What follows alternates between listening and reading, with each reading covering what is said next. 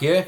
Another one on the Scalextric trucks tonight. Sorry crossbow fans, I am waiting for Lee to get in touch with the parts I need to continue on the crossbow build on the quick change EK limb set. But in the meantime, I'm going to do this. A few weeks ago I showed you guys my Road Train Mark 1 low loader. There's a little beauty here. And the motor, after 30 years in storage, was seized and packed up. So I robbed the motor out of this one, swapped the chassis over. So this was actually got the dead motor in it. So what we're going to be doing tonight, I'm going to show you how to check and test the motor and renovate your truck if it's no longer working, and where you can get the motors from and what to look for. Back after this word.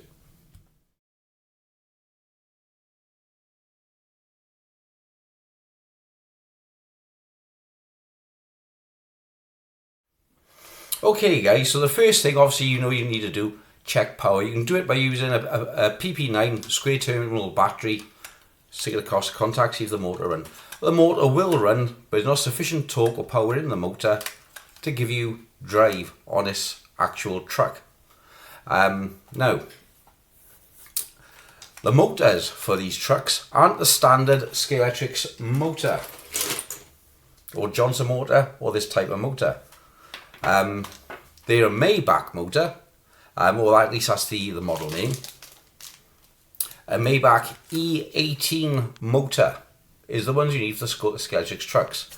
They don't come with any gearing on the motor either. The reason being why, this is the same motor used today by Hornby in the Class 58 3 Coco bogie locomotive. So should you need one, that's where you would need to get one. These have been using Scalextrics for at least 20 years, so looking at the Scalextrics are going to be hard. Alternative, Hornby Railways, sister company, parent company, Class 58 locomotive, still in production, still use this motor, and that's what you got. So what we're going to do is now, we're going to go over to the track, which is a piece section of track, I'll lay it on the table. As you can see how I test it without a circuit tester to get everything going. A few things which can cause you problems and what to do in order of preparation, okay? First thing, common sense, check your brushes.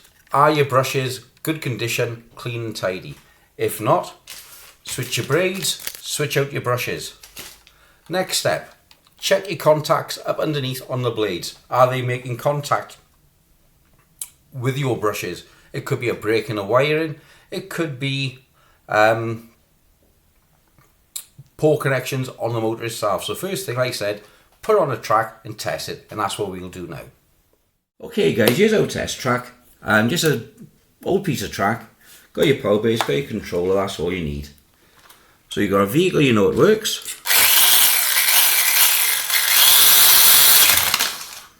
And that's all you need is working. So this is a truck with a faulty motor. As you can see, nothing, dead. You're pushing it, just about moves. As with this system, so it's for some reason it's not getting sufficient power to make it work. The braids are good, the connections are good. So what we're going to do next, we're going to strip it and have a look at the motor. Guys, here we are at my workshops. Haha. Piece of cake to strip. One screw on the back of the cab, one screw into the toe edge, and then 4 screws down the chassis. 1, 2, 3, and the one that says the top 4. So actually 5 screws to take out. Okay. So you've got your cab apart, you've got your chassis apart, and you should be left with just the motor. You've taken your drivetrain out, you're left for the motor, the suppressor, and your contacts. So there's nothing else to stop this from working. So we're going to go back to the track, plug it in, and see what happens. Okay, here we are at the track. You've got our contacts, our brushes, they're all connected. And you are, the motor is barely turning. It could be the wires, it could be suppressor, it could be the brushes, it could be contacts. Now these are hard to get hold of the brushes for and to replace them. So we're just going to fit the new Maybach motor, new wires and a new suppressor. Okay guys, so first thing you do, get our wire testing working. So this motor with the wiring already on and the front blades, I just plug this into the track, test it, it's working. So we know the wire's good, the contacts are good, the pickups are good. And we also know that the suppressor is good on the motor. This little guy here. As opposed to this 1980s one, this massive thing here. The motor, I've taken out of one of these. A standard nondescript bag of poop. I got a couple of them around, which I use for spare parts because they're cheap and I can throw them away. So what we're going to do with this, we're going to replace these wires here with the wires and suppressor off here and fit it to the new Maybach motor. Don't do this off camera because it's going to be quite fiddly and try to control the camera whilst I solder the wires at the same time. Okay guys, we're back at the test track. So here's the original road train with the motor of the second one, tooling along quite nicely. And here's our repaired one, those Formula 1 wheels, and off she goes. And it does make a difference, you guys looking. I got on the back here a new set of sticky Formula 1 tyres,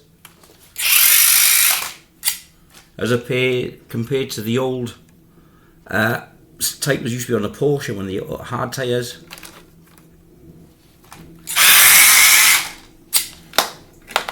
And there we go. Yeah guys, so bit of good news as well. When I was doing the change of the motor itself, rather than going straight putting a new suppressor on and new wires, I refitted the old suppressor and wires just to test in case there was a breakage in the wire. And it wasn't, so it's actually got the original suppressor, that great big square one, and the original wiring. So it's just the motor itself which has been changed. Now when you change the motor, there's a brass cog or gear on the end of the shaft. It was extremely difficult to get off. I tried using a press to get it out. There's a little noddy on the end of it, which you think goes through the shaft. It doesn't. It's part of the shaft. It's part of the brass gear itself.